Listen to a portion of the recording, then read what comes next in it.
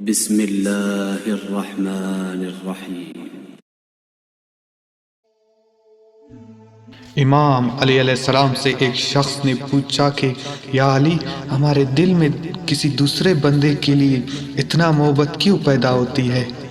کوئی اجنبی جسے ہم جانتے بھی نہ ہو، اکثر وہ ہمارے دل کو اتنا اچھا کیوں لگتا ہے؟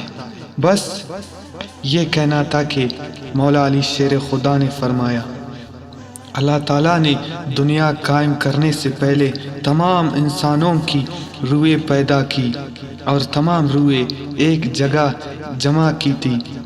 وہاں پر جو روحیں ایک دوسرے کے بہت نزدیک تھے، جب وہ دنیا میں ایک دوسرے کے سامنے آتے ہیں تو محبت پیدا ہوتی ہے۔ اصل میں روحوں کے ملنے سے محبت پیدا ہوتی ہے۔